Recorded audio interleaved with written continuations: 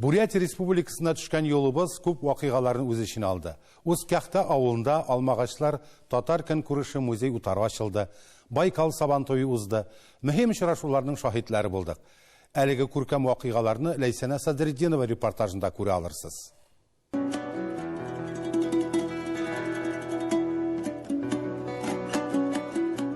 Бурятия Республикасына беренче генә сәяхәт түгел, барган сайын яңалык ачып кайтабыз дисәк, бер дә ялгыш булмас.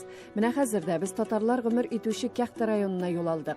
Усть-Кяхта, аны Кяхта тамагы да диләр. Авылында күп булмасалар да бик актив татарлар яши. Аларның тарихы бай һәм үзенчәлекле. 1930 елларда кулак дип сөрелгән. Аннан сугыш еллары, 50 елларда Ширәм җирләрен күтәрү һәм авыл хуҗалыгын үстерергә дип махсус программа нигезендә килгәннәр һәм төпләнеп тә калганнар. Ата-бабаларыннан калган көйләрне көйләп, ризыгын әзерләп, хатирәләрен яңартып, балалары яши монда хәзер.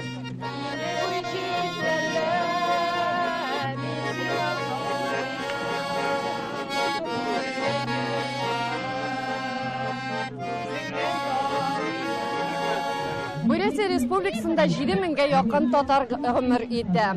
Инде сабан туйларында 15-нче тапкыр Байкүл сабан туе уза. Бүген ул Усть-Кяхта авылында. Бу авылда 100дән артык татар исәпләнә. Ой, бик зур бәйрәм бит бу сабан туй. Ул 1000 елдан килгән сабан туй. Кешеләрне аралаштыра, дуслар белән очраштыра. Җылысы киләме, көләсе киләме? Менә нинди халат сездә? Ну, нәрсә дип әйтим инде? Авылга кайтасы килә. Татарияны күрәсе килә. Татарлар белән сөйләшеп килә. Сүз дә юк. Хәтерләмәсәләр дә тарихи ватаннарын сагынып гомер итәләр. Бүген аларны менә шушы алмагачлар мәдәният үзәге берләштерә. Татарстан Республикасы ярдәме белән салынган йортның ачылу тантанасын тәкъдим иткән идек инде. Я здесь работал долгое время директором совхоза, головой работал. И работал со всеми стариками, которые татары, которые здесь вот в Усть-Кяхте проживают.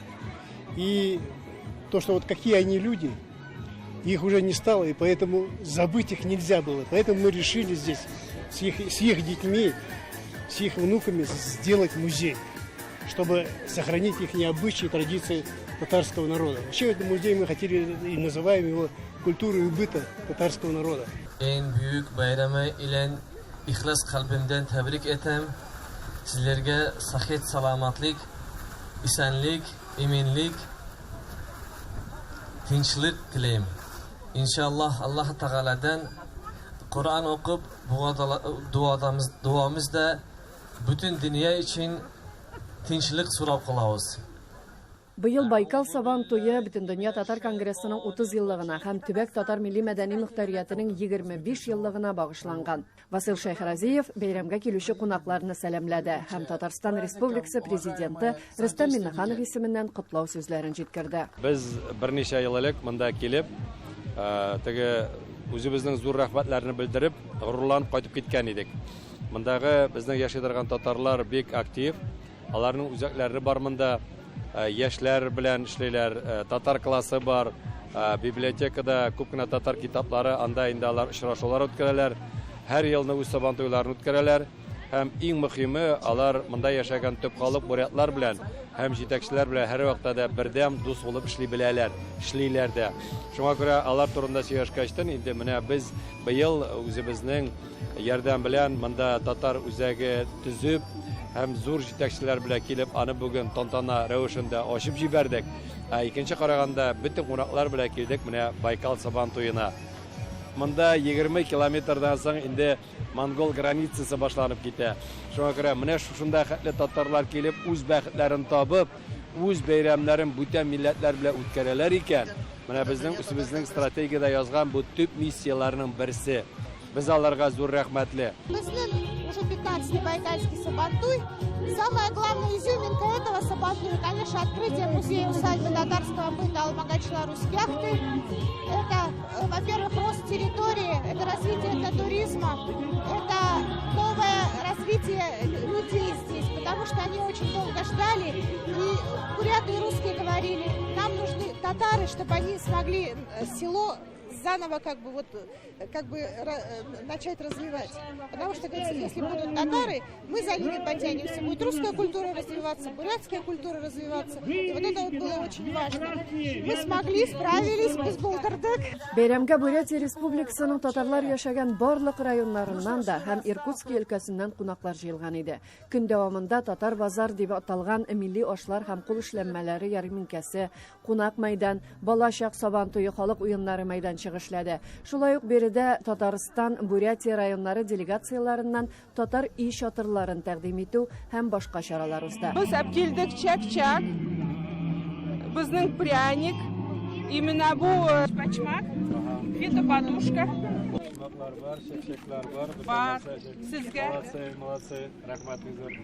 Сегодня буду хорошо спать.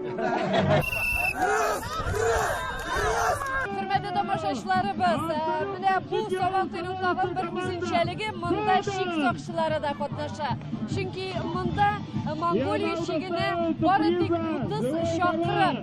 Отлично, спасибо, мне нравится все очень. Халык бәйрәмендә милли көрәш, гыр спорты, аркан тарту, кул көрәше һәм башка спорт ярышлары да үткәрелде.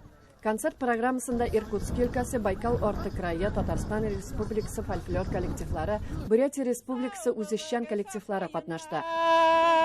Әтияне туганнар, алда көтсіні очрашулар, бірге жырлаган жырлар. Рахмет, шулай болсын, бір-біріміз білән шулай ұшырашырға yazсын.